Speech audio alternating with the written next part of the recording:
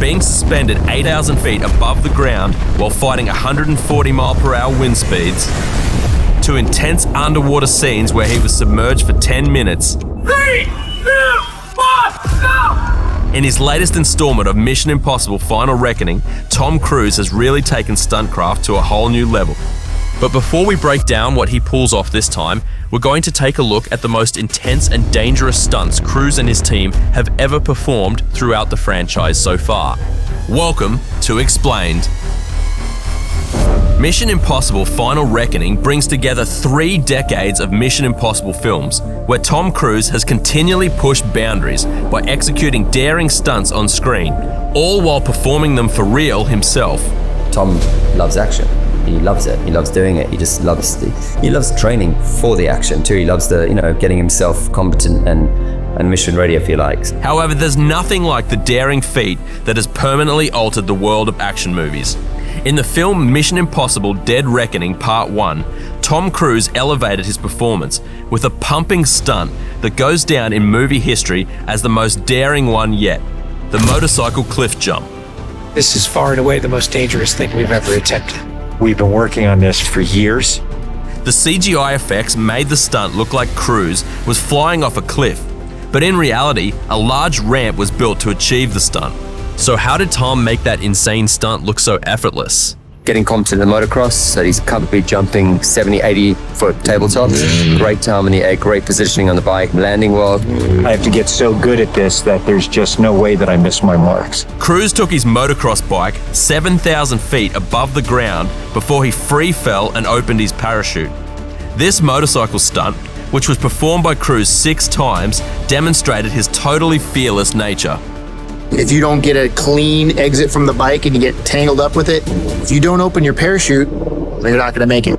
So, there was no one in the world that was more competent to do it than Tom. When Tom gets on that bike, that's one thing you don't have to worry about. The bike will run, it will work. I'm checking on the weather, crosswinds on the ramp, it doesn't blow him off the ramp, he's going to drop 60 foot onto rocks and game over. 3, 2, 1, action!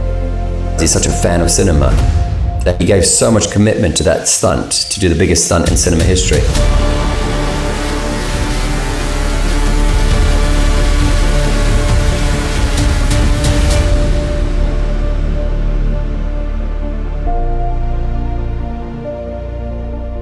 That when he actually went and the sound disappeared and we waited for that 7-8 second delay, it was a moment I'll never forget.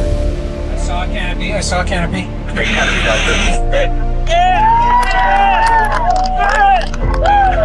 To you guys, thank you. Dr. Tom, that was absolutely beautiful. The motorcycle cliff jump in Mission Impossible Dead Reckoning stands as the most perilous stunt ever performed in film history. Yet Tom Cruise established his reputation for dangerous stunts much earlier. During Mission Impossible Fallout, Cruise made history by becoming the first actor to perform a halo jump, high altitude, low opening on camera. But how did he make the impossible look easy? He spent 12 months preparing for the stunt and performed the jump more than 100 times to achieve perfection. There's a lot of risks in going to 25,000 feet. The audience can tell when something's been cheated. You can't just get on the plane and go. You have to spend 20 minutes on the ground breathing pure oxygen so that you don't get decompression sickness. You're talking about Tom jumping out of a plane that's traveling at 165 miles an hour.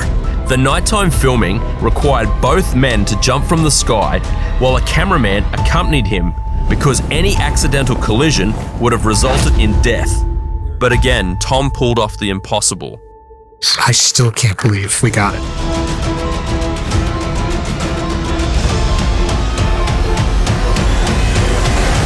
Although Tom's stunts have a high success rate, also in Fallout, he experienced his first accident. During his London skyscraper jump, Cruise misjudged his landing, which resulted in a broken ankle. It's one of those things. I'm supposed to have that level of impact hitting the wall. I just put my foot out, tried to soften the impact. I knew instantly it was broken. Yet he completed the task before obtaining medical assistance. But it still didn't deter Tom from trying out speed flying, one of the world's most dangerous sports in Mission Impossible Dead Reckoning. But what is this? It's a very beautiful and delicate sport. But it also is one of the most dangerous sports in the world. While it may look similar, speed flying is not skydiving. Skydiving is fairly predictable. Speed flying is incredibly unpredictable.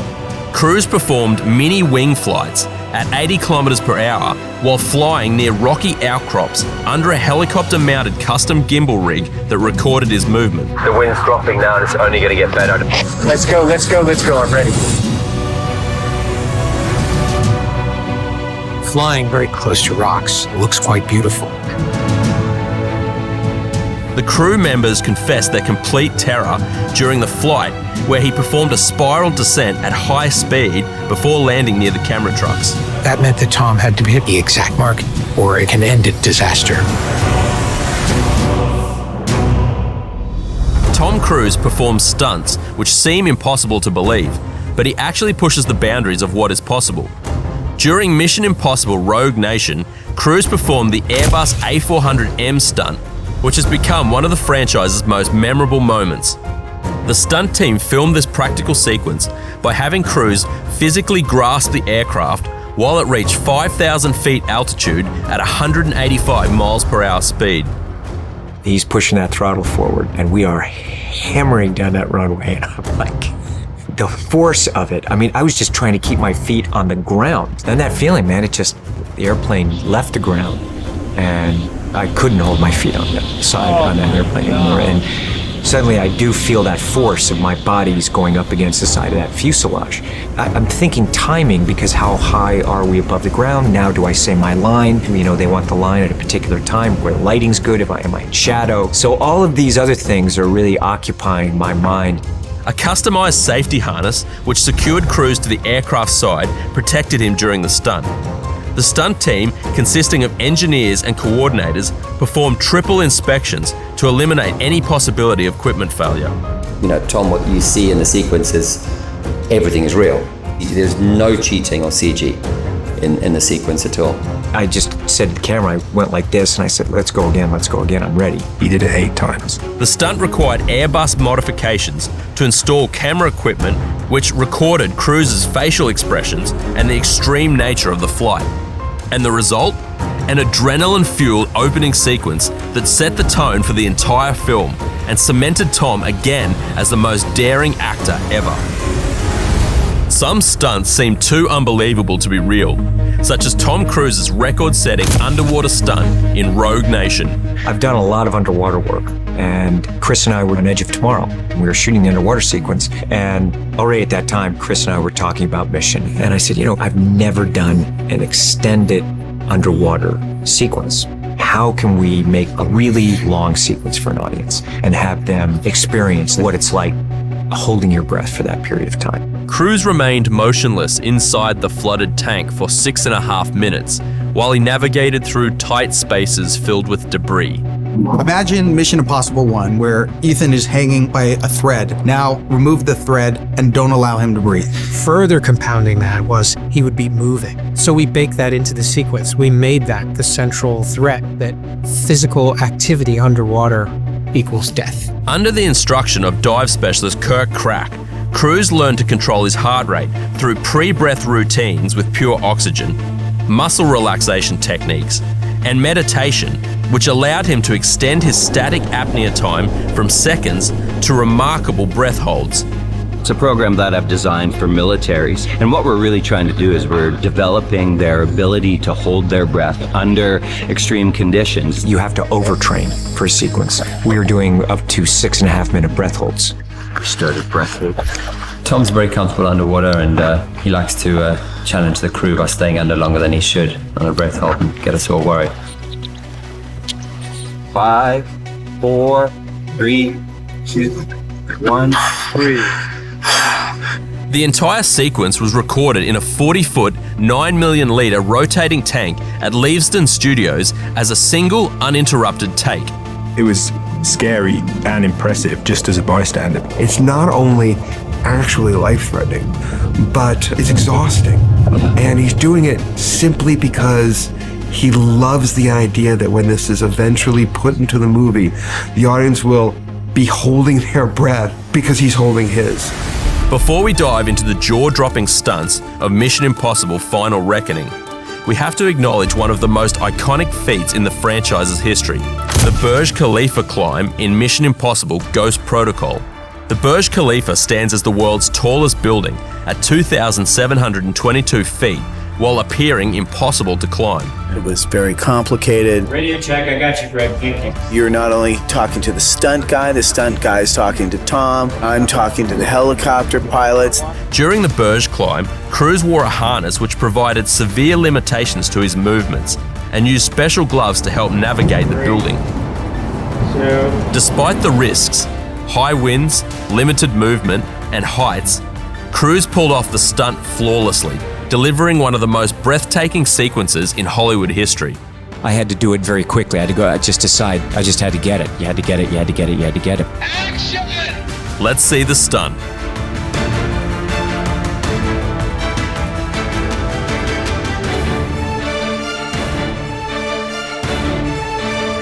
And just when you thought stunts couldn't get any more intense, Tom Cruise pushed himself to the limit again during filming for Mission Impossible The Final Reckoning. In this movie, Cruise effortlessly leaps between two very old biplanes, pulling off one of the most jaw-dropping stunts of his career, wing walking and dangling from a very thin bar. Ignoring warnings from professional stunt experts, Cruise stayed on the wing past the safe 12-minute mark, with wind pressure and oxygen loss making the stunt dangerously exhausting. Imagine the worst resistance band that you could ever pull against. You're pulling against 100 of those all the time and just getting blasted. So it was brutal on him. And in Final Reckoning, it's no longer just about clinging to airplanes. This time, Tom Cruise promises to outdo everything he's done before with a never-seen-before underwater sequence. Tom just chose sequences that are going to just brutally destroy him. That was just exhausting for him, and climbing around in these awkward suits and real large full-scale sets that we recreated for the sequence. It wasn't like we didn't cheat anything with green screen, and it was all real sets that moved and sunk and rotated and did everything. It was an incredible sequence. To give fans a taste of what's coming, Cruise shared a behind-the-scenes clip showing him swimming through what appears to be the wreckage of a submarine. To stay perfectly in sync, they created a system of underwater hand signals, a silent language built on precision. It's how they communicate depth, framing, and timing. It took a world-class team just to figure out where to point the lens while everything was moving. If it's an audience pleaser, it doesn't come from a place of ego, or it doesn't come from he just loves action. Despite the danger, the delays, and everything stacked against him, from a global pandemic to strikes and storms in Africa, Tom Cruise never backed down. Because when it comes to pushing the limits of what's possible on screen, Tom Cruise isn't just an actor, he's a stunt legend. And with The Final Reckoning, he's not slowing down. And hey, let us know in the comments, which Cruise stunt do you think is the craziest?